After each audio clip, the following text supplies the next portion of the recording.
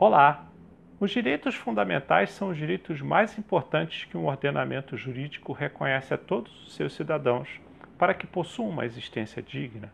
Eles recebem proteção especial da Constituição, com regras mais rígidas para a sua alteração e institutos que asseguram o gozo desses direitos.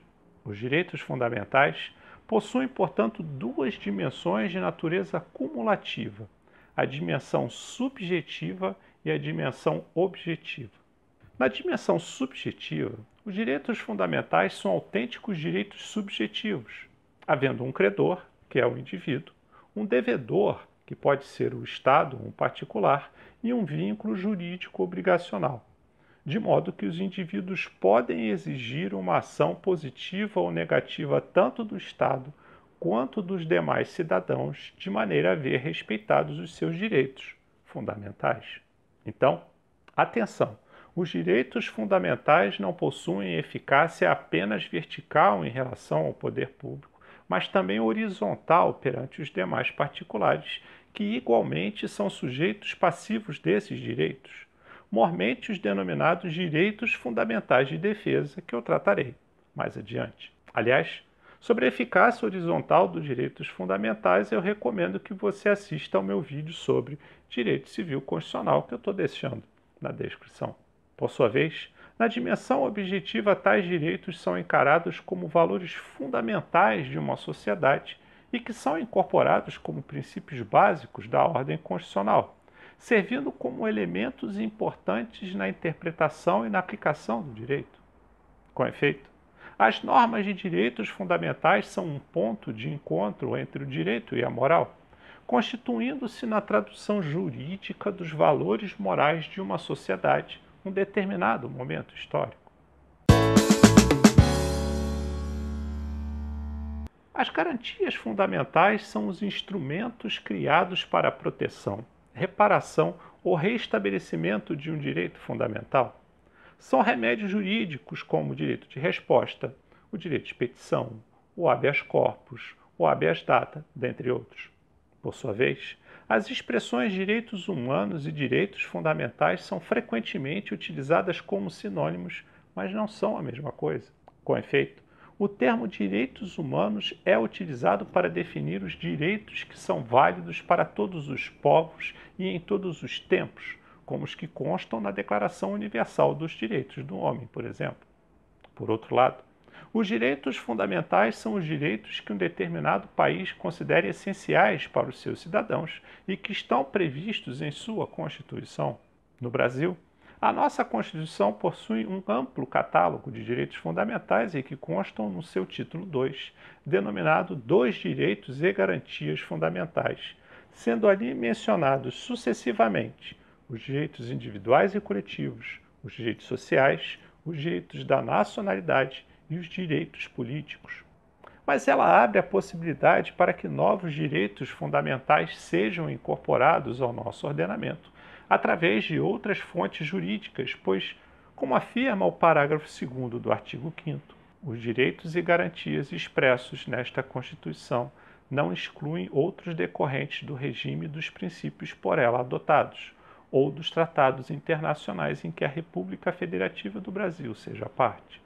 Por isso, os direitos fundamentais não são apenas aqueles descritos expressamente, razão pela qual podemos classificá-los em direitos expressos diretamente, que são aqueles direitos que constam no título 2 da Constituição, direitos implícitos, enumerados indiretamente nas formulações de garantias, como, por exemplo, na hipótese dos incisos 36 e 40, quando garantem que a lei não prejudicará o direito adquirido, o ato jurídico perfeito e a coisa julgada, e que a lei penal não retroagirá, salvo para beneficiar o réu, estando neles implicitamente enunciados os direitos fundamental à segurança jurídica. E por último, os direitos não enumerados, que são aqueles permitidos pela cláusula de abertura do parágrafo 2º do artigo 5º que eu acabei de citar.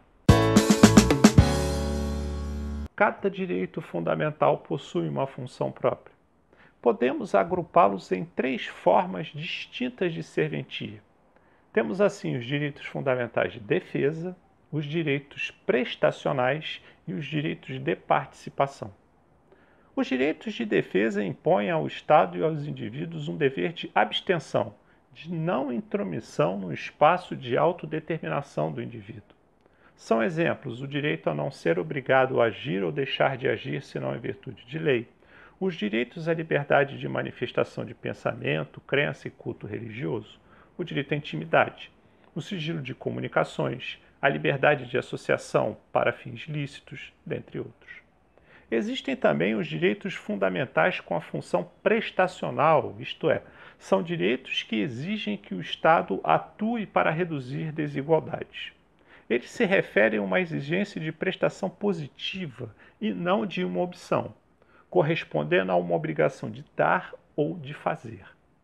Podemos citar os direitos sociais enumerados no artigo 6º da Constituição, como o direito à educação, à saúde, trabalho, lazer, segurança, previdência social, proteção à maternidade e etc. Por fim, existem os direitos fundamentais de participação, que estão orientados a permitir a participação dos cidadãos na formação da vontade do país, correspondendo ao capítulo da Constituição Federal que trata dos direitos políticos. Os direitos fundamentais possuem as seguintes características.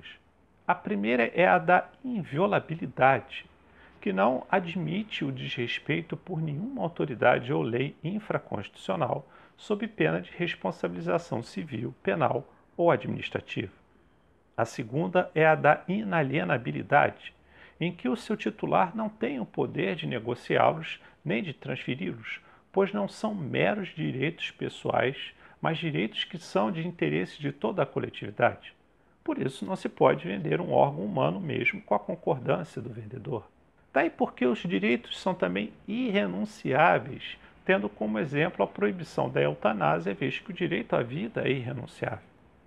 Outra característica é a da imprescritibilidade, ou seja, eles não se perdem pelo não uso e nem há prazo para o seu exercício. Os direitos fundamentais são também universais, uma vez que se dirigem a todo ser humano em geral sem restrições, independentemente de sua raça, credo, nacionalidade ou convicção política. Os direitos fundamentais são também históricos, ou seja, com o passar dos tempos, novos direitos poderão ser considerados fundamentais, enquanto que outros poderão deixar de ser, porque o conceito do que é essencial a uma vida digna pode variar com o tempo. Além de variarem de época para época, também mudam de lugar para lugar, pois, como já vimos, os direitos fundamentais são direitos que cada país reconhece aos seus cidadãos. Assim, por exemplo, a questão da igualdade entre os sexos, que é um direito fundamental no Brasil, mas não é em países de tradição muçulmana. Mas uma característica é a da vinculação dos poderes públicos, em que todos os três poderes da República são obrigados a respeitar os direitos fundamentais, visto que pairam sobre os próprios poderes públicos.